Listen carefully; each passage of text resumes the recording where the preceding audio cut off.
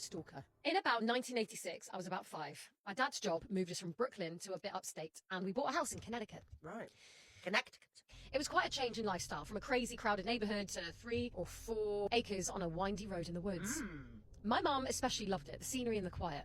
It should be pointed out my mum was about 27 or so at the time, Wow. my dad about 30. All was fine for a while until my mum grew increasingly uneasy about a man she said she was seeing everywhere she went. When she went to the supermarket, he was there and would smile at her. She took my sister and I to the park one day and he was sitting on a bench, staring at her. There were many more instances, and at some point my mum mentioned it to my dad, who I think kind of wrote it off at the time.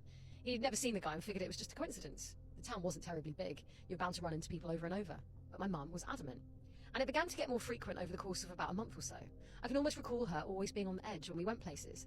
Finally, after one such incident, she called my dad at work crying and said that she was sure now that he was watching her daily movements. She said she was leaving to pick my sister up from nursery school when she noticed a car through the trees on the road about 50 yards up from our driveway. When she got in her car, the other car pulled out and began to follow her. With increasing worry, she drove to get my sister and went into the school. When she came out, she saw the guy, who she said appeared to be her age with sunglasses on, standing by his car, looking at her. She'd had enough at this point, and her Brooklyn kicked in, and she started yelling all manner of shit at the guy, who promptly jumped in his car and sped off. Yeah. This was enough for my dad now, who came home from work and promptly called the police. I remember they came to the house and spoke to my parents in the other room. Well, as luck would have it, the police knew exactly who the guy was, as he'd been on their radar for a similar incident a few years before with another woman. Classic. However, they described him as a sort of simple-minded and harmless, and had never threatened anyone or done anything violent. He was just a bit of a weirdo who couldn't take the hint. Other than stalk another woman. Yeah. In what was a stunning display of small-town police ineptitude and sort of stupidity on the part of my father to allow it, the cops said they would speak to the guy and his parents whom he lived with and basically tell him to knock it off. So they did. And that very night, my parents received a phone call from this guy's parents, who apologised profusely and explained their son was a little socially off and never meant to hurt or scare anyone. They basically said that they told him to leave my mum alone or they would get the police involved themselves.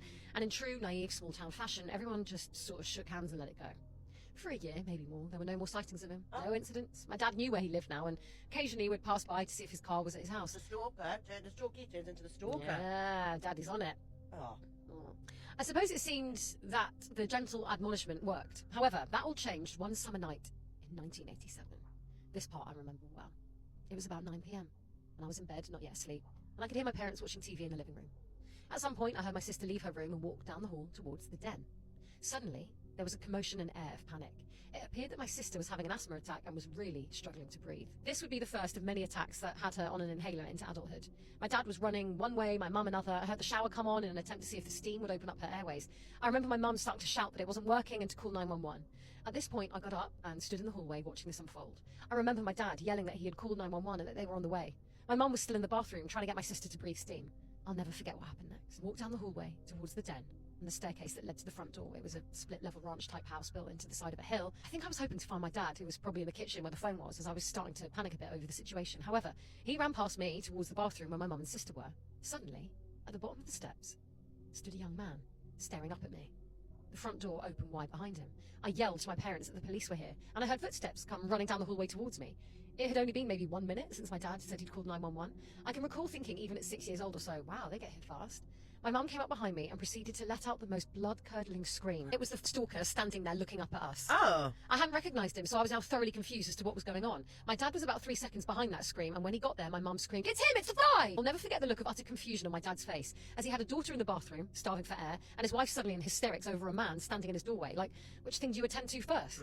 Well, this dude took one look at my dad and bolted out the door into the dark. He started to follow, but I think quickly realised that he knew where the guy lived, and since it appeared that he'd run off, there was no immediate threat. He yelled at my mum to go into the kitchen, and she grabbed me in a state of blind panic and pulled me with her. About 2 minutes later, the cops arrived, and one of them was a guy present a year earlier after the initial encounters. My mum started screaming, "He's out there! He was watching us!" The cops were completely confused now as well. This was supposed to be a medical emergency, but suddenly it was a home invasion. EMTs were quickly behind the cops and gave my sister a few shots of an inhaler, and she was breathing again. But now all attention was on the stalker, as it was clear that he had to have been spying on my parents through a window. In his twisted mind, thought he could save the day. That's disgusting. The cops caught up with him running down the road and arrested him. He admitted under questioning that he'd been going for drives at night for months and watching my mum through the windows from the woods. He didn't really seem to understand what the big deal was. Long story, too long, he pled guilty to trespassing and some sort of stalking-related crime, and he went to jail, though I'm not too sure for how long. I've often thought about going back up there to take a look at what records are available on the case, and nothing seems to exist online. According to my parents, the lack of any threats or actual violence rendered the story not newsworthy. My mum was so freaked out that my dad put in for a transfer, and we were back in Brooklyn by the fall. Although it's taken over 35 years, my mum can now tell the story with a laugh, but I don't think she ever got over that night. No.